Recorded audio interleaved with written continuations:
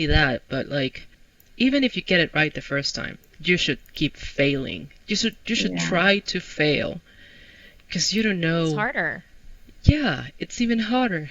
It gets harder because you don't understand how it works. Like you can say you can sort of understand why, but you won't know with precision like what other things do. So copywriting isn't just about selling. It's about building relationships, especially in a remote first world where digital is king. So how do we craft a message that truly So you can keep failing at other things. Basically, that's it. You have to keep failing at other things until you get it right. And maybe that time you didn't reach the right people, but maybe another part of the data looked very good. So you start crafting, you start going that way. Then you try something else, and something else, and something else until you get to that point where you're like, you already tested everything, you're so sure of what works that you can just keep launching and repeating and having that consistency that you were talking about. It takes a while to get there, but there is nothing like failing, because when you fail, you already know what not to do, and that's such a relief in the end. Welcome to the Hard Hot Podcast, your go-to guide for mastering remote work and advancing your career. Whether you're in Latin America or anywhere in the world, we're here to equip you with tools and insights you need to thrive in today's job market. I am Jess Torres. And I am Gaby Morales. Let's dive in and unlock the endless possibilities of remote work.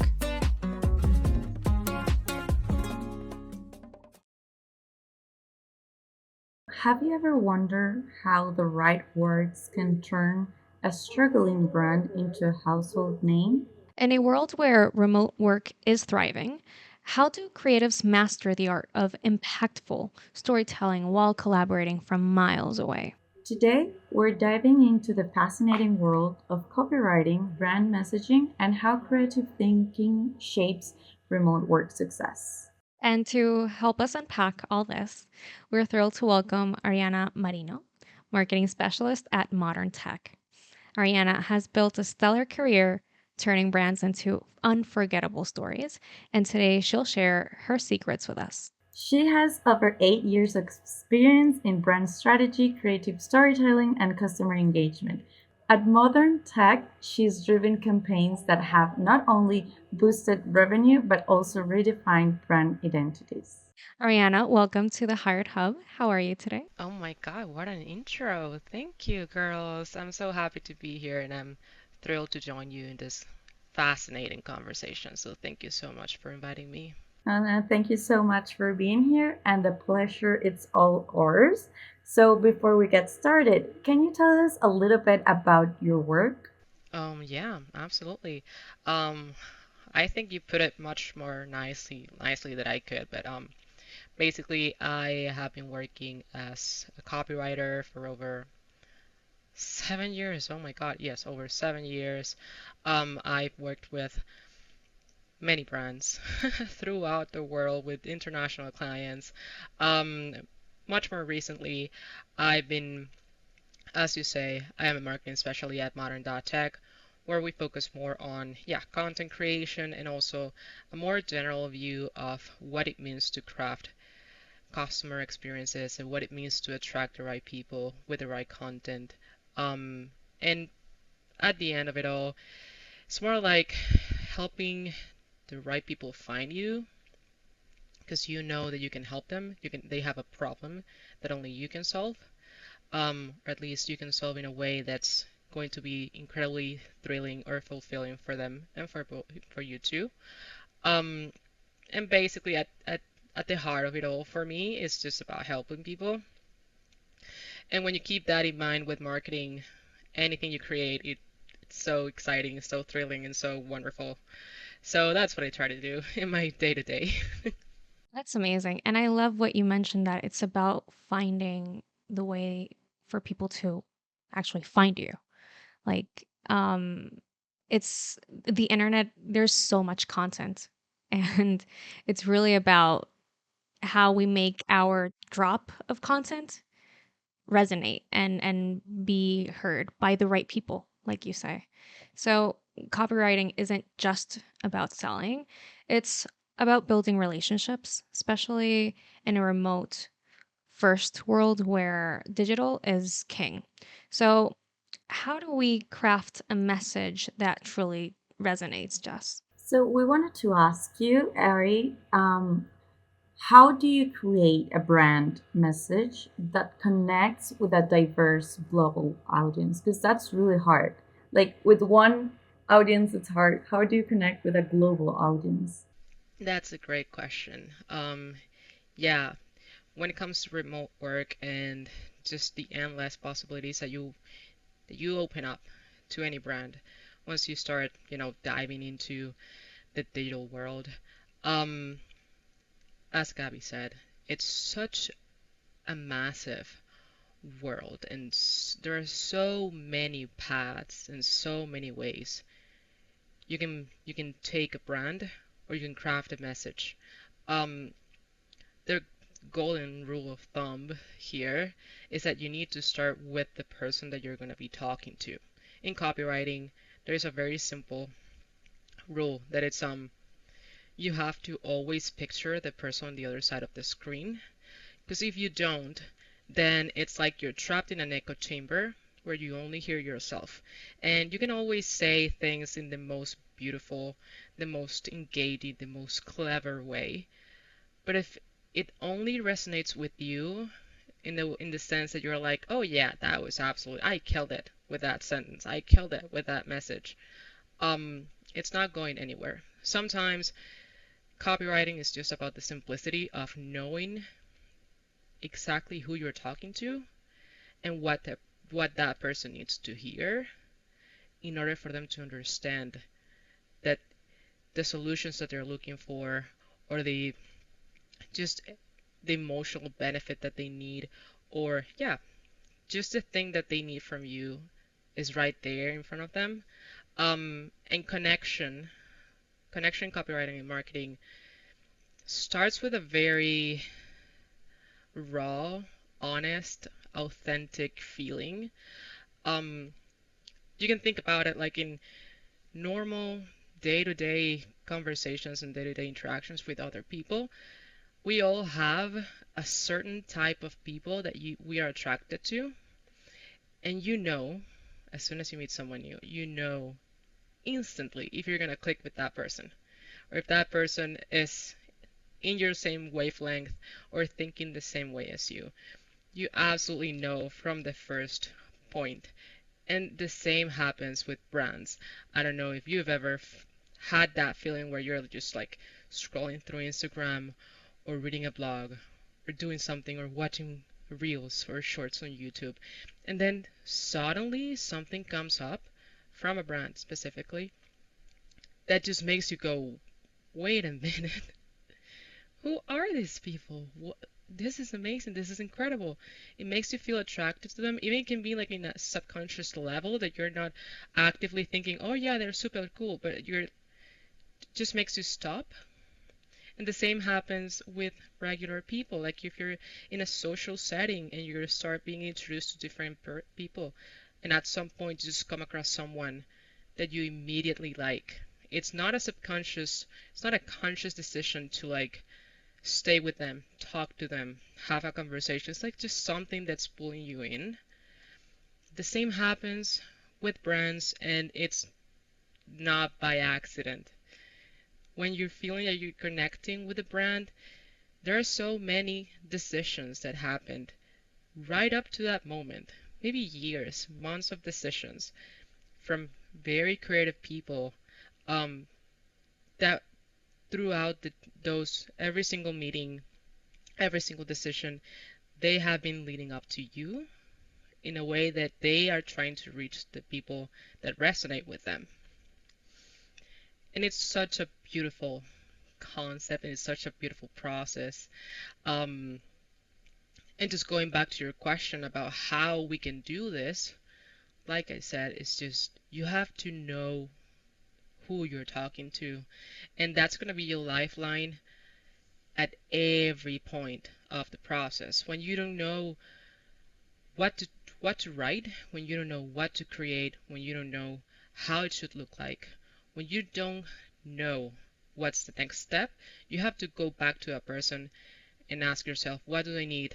What do they want? Why do they want it? How much pain are they in? And how can I help them? And it's all going to come out seamlessly for you. Like, it's just going to be logical. Yeah, it's like a path where you get to know who you're talking to. It's like an Yeah, investigation, kind of it's an research. Yeah, so, investigation. Yeah, Mm. absolutely. absolutely. So context is very important because it gives you that cultural sensitivity and that Hmm. it allows you to create content that has emotional resonance somehow, Hmm. you know, that you can create that. I think that it's also very important Yeah. to not forget about the power of simplicity. Like the best messages are the shortest. And that's Mm. like what you usually see on the media, like in the fact that, you know, people don't have so much time to read into content. Usually advertising and marketing, like that's the first that you see of a brand, especially when it's new. And even when it's not new, when it's consolidated, it's still the first thing that you see.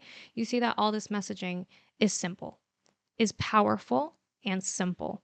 So I feel like that is very important. And I think that's something that's we usually forget or we don't see is that many brands, unless they're very recognized, many brands depend on repetition, on consistency. Like, and even if you have a great team behind you, there's a lot of A B testing that has to happen. It's part of the process because you can have a, you know, a really invested team working hard on finding the best content, making it simple, making it culturally sensitive, and having that emotional resonance, and it will still not click when you post it, when you launch it. So there's a lot of consistency behind creating messages that really hit and that connects with the audience. Ariana, I wanted to ask you also, like, related to this same question, like, you say that you've been working for many years in content writing.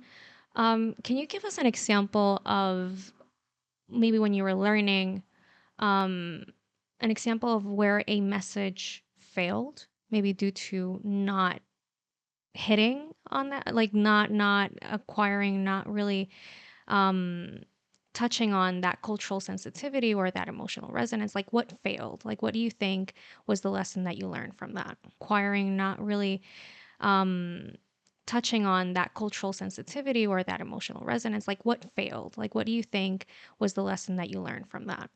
The beautiful thing about marketing and copywriting is that most of the times you're gonna fail. There is no there is no set pathway on how to get, like a checklist, like step one, step two, step three, and then by step 10, then you know you're gonna get there. You're gonna have the audience, you're gonna have the clients, and they're gonna start flooding in. No, you're gonna fail, like you said. It takes a lot Yeah. of A/B testing, and most importantly, it's about knowing what to fail on. So yes, I can give you an example. I have also I already worked for a long time with online service providers. So they have personal Okay. brands, especially in the fitness and health world. And I help them out with their advertisements in Facebook and Instagram. And when you're in that stage of you have a client, they want to reach people, they want to help people because this is health, fitness, your well-being. Of course, you want to reach the right people so you can help them out as best as you can. Um, but when you're starting from the ground up, as in you haven't tested anything yet, you have to start somewhere. So you start doing some research. You start looking into the people that you want to help. You conduct market research. You conduct focus groups. You get beta programs or groups or pilots, or anything. And by using that data, because data is key in copywriting, obviously, data is what's going to light the way. Um, Once you start using that data, you start creating something based on it. Nothing tells you it's going to work. Nothing is ever guaranteed. So yes, we had situations where we launched something and then 5 days, 10 days later, you're not getting the right people. You're not seeing the results that you were hoping for. You're not getting that many signups. You're not getting that many conversations happening. And when that starts to happen, you have to understand what you failed at so you can keep failing at other things. Basically, that's it. You have to keep failing at other things until you get it right. And maybe that time you didn't reach the right people, but maybe another part of the data looked very good. So you start crafting, you start going that way.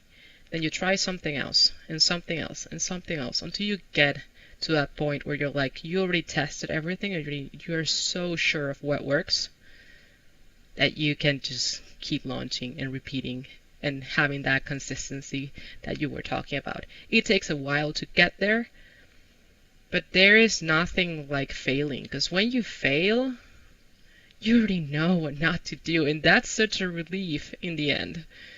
Because at the beginning, you have so many possibilities, like how to craft something, how to say something, what pain points to call out, who to talk to, who to refer to, how long it should be, how short it should it be a video, should it be a graphic? There's so many decisions that you have to make at the beginning of a project that when you start failing, it's almost a relief, because you're like, this doesn't work, I can take it out. This doesn't work, I can take it out. Let's keep going. Let's do what works, and then we'll just keep at it. And I think it's also really relieving knowing when you're in a space where they allowed you to fail, hmm and it's we have to talk about those companies. I feel really blessed because I'm in a company where they allow us to think creatively and have more ideas and bring new things to the table that we know that are Yeah, going to, we don't know if it's going to work, or we don't know if it's it, as you said, it's like an A/B testing. Like, yeah, we'll see through the process what works and what's not working for us and what it's a failure. So yeah, I agree with that. It's really important, that we have that in mind, that every failure, it's an advancement for hmm where we know not to go into. yeah, absolutely. And not only that, but like, even if you get it right the first time, you should keep failing. You should Yeah. try to fail, because you don't It's know. harder. Yeah, it's even harder. It gets harder because you don't understand how it works. Like you can say you can sort of understand why, but you won't know with precision like what other things don't work with this message. Hmm. Yeah, absolutely. Like, even if you get it right on the first time, call it luck, call it a great market research, call it whatever. You should keep trying to fail, because by the time it comes to like replicating it, you're gonna be stuck with what worked the first time, and you have no guarantee it's gonna work again. So you might just end up wasting time, resources, people, tears, and so many other things. And it doesn't give you that opportunity to keep knowing your audience in detail because again, I feel like a lot of marketers, like new marketers, they like one of the mistakes that they tend to make is thinking that the audience is a mass and that everyone has the same interests and you can have five people that have very similar interests but their context and everything else will be different and just that will change the way that a message resonates with them. So again, the trial and error really lets you know what are the boundaries of the message that you have to be sending to your audience to see how it resonates in different ways and in different levels with that audience. And that's what A B testing gives you. That's what failing gives you. It gives you that resilience. It gives you that you lose that fear of failure precisely because you know that it's part of the process. Definitely, but it can be very hard to maintain that cohesiveness and even motivation, Ari. So, how do you think that remote collaboration has to be shaped um, in creative processes when it comes to content creation? Remote collaboration, at least for me personally, was the one thing that opened up the career for me. Because I started, yeah, like 7 years ago, but I started online. I started with international clients. freelance clients that were anywhere in the world. So remote collaboration when it comes to content creation, copywriting, marketing, it's not only it's not just something that you use as for convenience, because it is very convenient for people, your regular life, work-life balance, all of that. But it opens up so many opportunities as well, where you can collaborate with people that have such different cultural backgrounds, have such different experiences, such different expertise, that you can later on use that in your process, in what you create, in what you write. And the way there are many, many different ways that you can facilitate remote work, depending on your work methodology. Oh my god. The way you set it up, the way you communicate, how fast things move along the pipeline. But for me, marketing was never the same after remote collaboration and remote work enter into the scene, because it's such the outcomes and the outputs of creative teams can be so much richer, just because the people being connected are not limited by space or don't have all the same cultural background. And the best thing you can do for a creative team is to have people that think differently than you.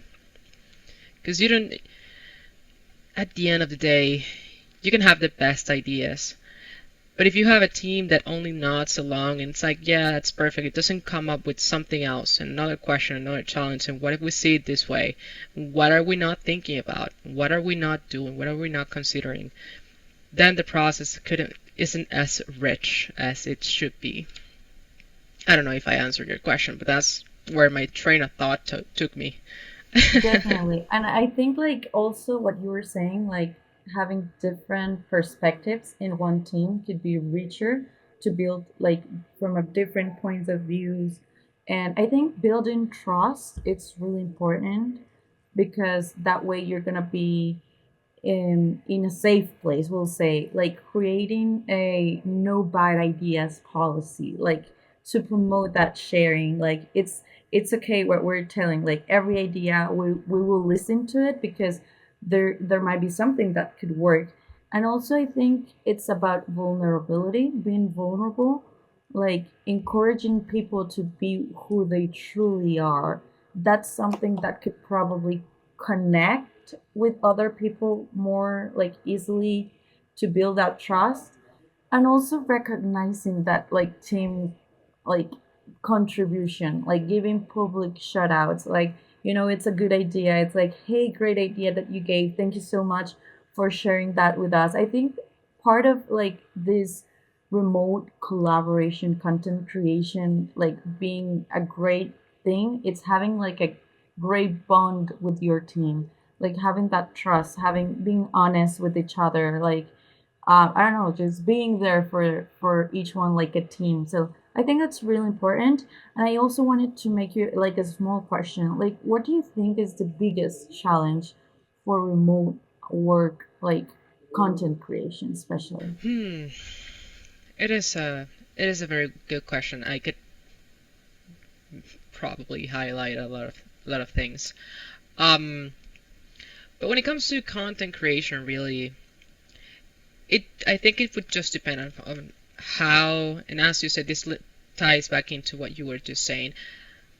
It comes back to the culture of the team and the way that you work together.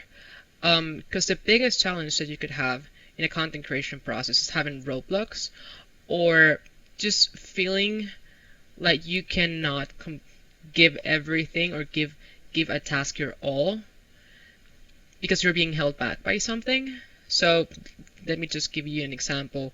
Like you say, in a creative team, you have to have trust in that people have a talent and know what they're doing and want to give it their all to every task and every message. So if a writer, for instance, I can speak from the perspective of a writer. Every writer has its own, we have our own voices. When you're writing something, especially when you're writing from you, from a first person POV, the voice comes out, and every writer has a way of approaching a message. This then it becomes the challenge for every writer is not to write as you would, but writing like the brand would. But there is always a little bit of the writer's personality on that text. Always. It's almost inevitable. You can speak perfectly like the brand, but there's always something that's going to shine through. And that's not a bad thing, because writers thrive when they get to be their most creative selves and they get to really pour themselves into a message. And the same thing happens with graphic designers and illustrators and any other person in a creative team. Always something shines through, because that's, if it didn't, then we would all just write the same and no one would be different. But that's not true. Every single one of us has a certain set of skills or talent or capabilities that we take with us from job to job, from text to text, from graphic to graphic. And if you're in a team where that personal attribute, you don't let it shine through for any amount of reasons, you're gonna hold them back, even subconsciously, because they're not gonna be thinking about how can I write this message the best possible way for the brand and for the clients. You're gonna be thinking about how can I write this message in a way that's gonna get it approved. And having a text approved by someone else is not the same as having a text be resonating with a client. It can be very differently. So when you stunt that growth right there, because you don't allow that creative freedom, or the team doesn't allow it, or it hasn't been established, this trust, then that's the challenge that comes with collaboration in content creation.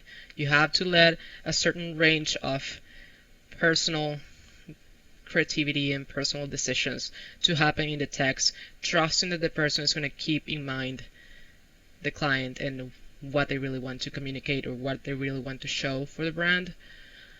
So you avoid that feeling of working to get it approved versus working so that it will absolutely smash it out there. I love what you mentioned there of letting the personality of the team working behind the brand to shine through, in the sense that I think that a lot of content from brands that resonates nowadays, it's actually when people notice that there's someone behind the brand. It's a very cool thing, because it's like it's a meta kind of moment, I would say.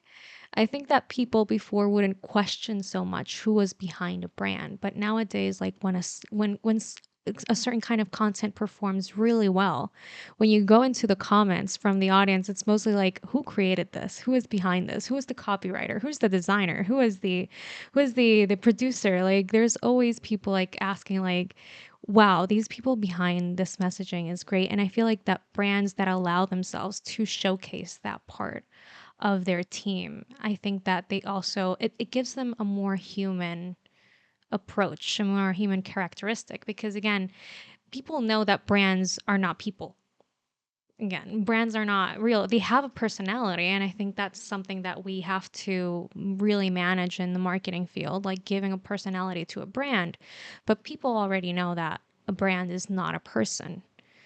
It's actually, a construct. So when the brand itself allows that messaging and allows that autonomy and that creativity to shine through, I think that nowadays it's more of an advantage than maybe what it was 20 or 30 years ago, when messaging and culture were very different. So I feel like that's a great insight. Absolutely. And to tie into that, the thing about copywriting is an old profession. Like, this is an old art. It dates back to the invention of print media. The thing about now and how it has changed over the years is that, yes, 40 years ago, the communication channels did speak to masses and to groups of people, Yeah. because that's what happened. I mean, families had only one TV. Newspapers spoke to everyone. Magazines spoke to everyone. There were billboards speaking to everyone. The thing about phones now and the digital world is that you have an entryway to a person, not the family, not the group, not a demographic. You have an entryway to a person. Every time you send an email, you're getting direct access to that person's eyes and minds. And the way we have evolved is that we actually yearn for human connection over like overly corporate, serious messaging. So that's why we're seeing so many brands now talking more real, talking like you would hear like a friend texting you. Yeah. You have Duolingo on Twitter creating memes and just being absolutely just behaving like an 18-year-old or something. And it's fun and people like it because you want that human, less invasive tone, because it's like right there up in your face. It's no longer a billboard in the highway or a magazine that you just read in the dentist's office. It's like right there on your phone. You're getting push notifications about it. You don't want to be bothered by this corporate brand that makes millions and millions and millions of dollars a year. You want something that relates to you, that's funny, and that you can share with your friends. And it's that easy. It's not easy for brands, but it's that simple. Yeah, and talking It's about that money, human. we know that brands don't just sell, no? Like they create experiences. That's why like there should be like a person behind it, like make it more approachable in a personal way. So, but what makes a customer experience unforgettable? Like, and how can creativity revolutionize that, Gabby? Um, so what role does creativity and thinking play in enhancing customer experiences? Customer experience is 99% creativity, really. Um, let's make this very simple. We are in complete interactions with brands and products the entire time we're alive. Like right now, just think about it. You have headsets on, you're on a laptop or a computer, you have a monitor, you have a phone, you have clothes on or jewelry or anything. You at every point of our lives, we're in control. We're like in interactions with brands, even if we don't really think about it. So if right now the three of us combined could have like 5,000 different products just around us from different brands, which ones do you remember? Or which ones would you recommend to someone? Probably the one that makes your lives easier, makes you feel good, um, gave you a memory that you're fond of, something that you look forward to. Um, let's say, for instance, I like to read, right? And I like books when they're hardcover and when they have like beautiful dust jackets. Only a few editorials do that, right? So when I look at a book and I see it and it's so beautiful, and I look at the editorial, I would remember it. Or maybe I just really loved, I don't know, a lamp, a owl-shaped lamp that I have in my desk. So whenever I think about something to gift to someone else, I might just think of that lamp because I like it, makes me feel like my space is organized, makes me feel like there is something nice about my day just working and seeing the owl-shaped lamp, you know? So crafting a customer experience really comes down to don't make it such a cold, sterile experience. It should be, I believe we should craft customer experiences from the point of view of what would you like. We don't have to treat the masses or the audience as this big blob of people that they're gonna like it because we say they'll like it. No, Yeah. just really think about it. Really think about the person that's gonna be using it. If you're doing, I don't know, a digital product, for instance, which it's the rave right now. If you're doing a digital product, creating a digital product, what are they gonna see? Will they bookmark your link? Will they send it to someone? Will they think, this is so cool? Will they want to show it to someone that they have next to them at work? Um, is it enjoyable? Is it memorable? Is it something that you personally would want to repeat or do again? The same thing with everything. If your, I don't know, if your favorite jeans got ripped in half, would you go and buy that same brand again? Probably, because you already like it. So, customer experiences, yes, they begin with creativity in a way that they are inherently human, and the human factor cannot be forgotten.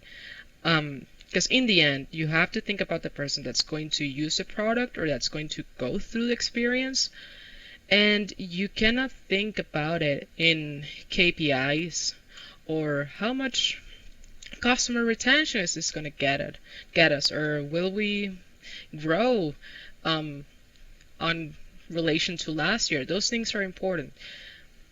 But when you think about it on more like, how are they going to use it? What are they going to do about it? How will they tell their friends about it? How will they communicate about it? How will they How will they find it? feel about it? How will they Yeah. feel about it? Because we are not logical creatures. We never have been, we never will be. We trick ourselves into thinking we are, but we're not. All of our decisions are completely emotional. So if you can nail down that emotional sensation, then you have the entire customer experience figured out. Like I said in the beginning, just going back to that, what you want them to feel when they interact with what you're creating. Um, if you go back to that, it will basically guide every single decision you make.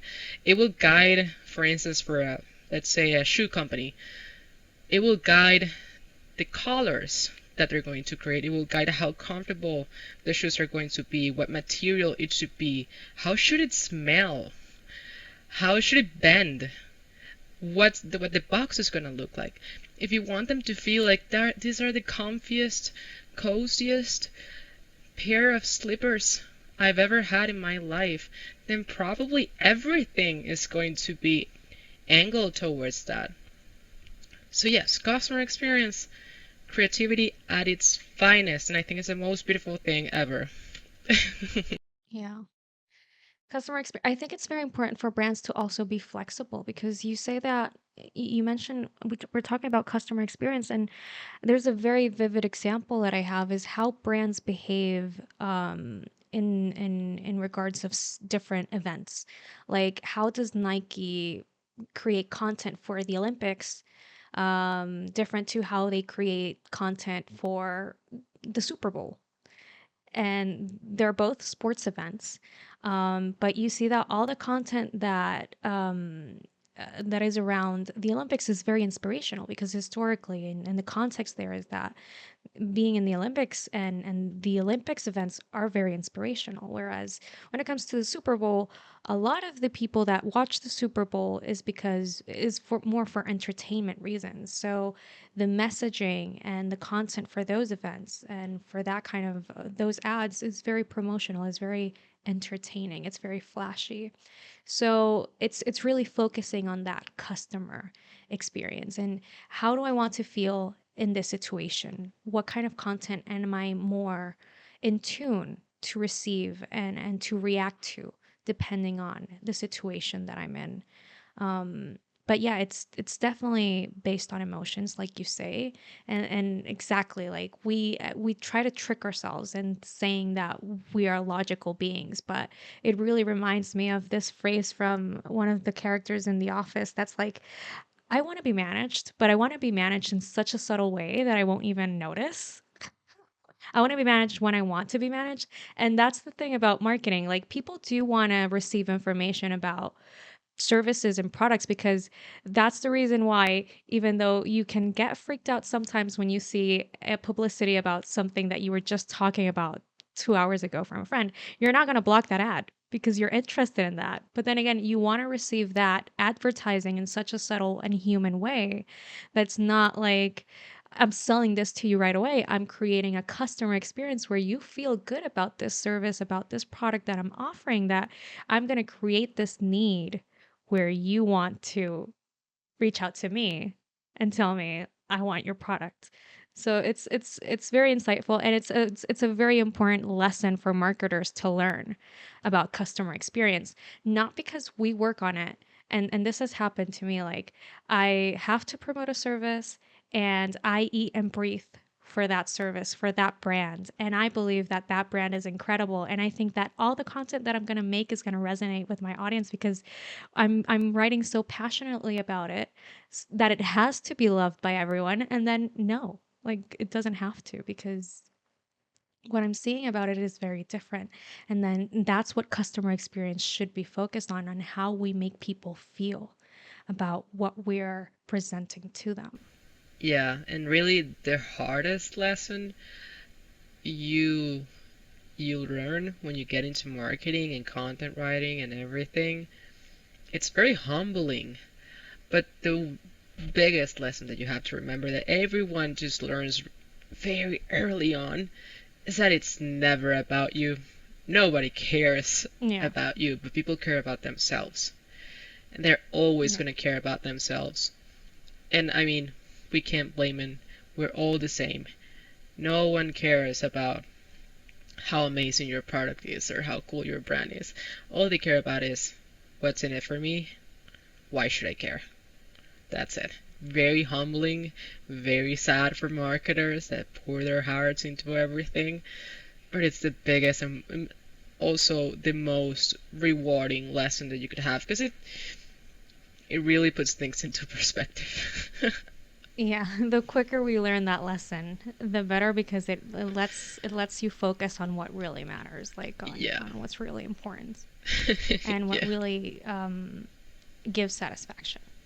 Arianna, what a masterclass in creative thinking. Thank you. Thank you for sharing your invaluable insights. Yeah, your tips on crafting meaningful messages and thriving into remote work were incredible. So thank you so much again for sharing with us, Arianna. We hope that you had fun as well. I did. It was very fun. I like talking about it, so you're doing me a favor. Thank you so much. We hope to have you one day in the future. And for our listeners, please remember that creativity isn't a talent, it is a practice. And just keep experimenting, keep innovating, and keep making an impact. Yep. Thanks for tuning into the Hired Hub. Don't forget to subscribe and share this episode with someone who might need it. Until next time, I'm Gaby. And I'm Jess. Don't forget to follow us on LinkedIn and turn on the notifications so that you don't miss any of our new episodes we post each week to help you build a better work life. Thanks for tuning into the Hired Hub. If you loved today's episode, subscribe, comment, and share. Remember, success in remote work is within reach. We've got your back. See you next time.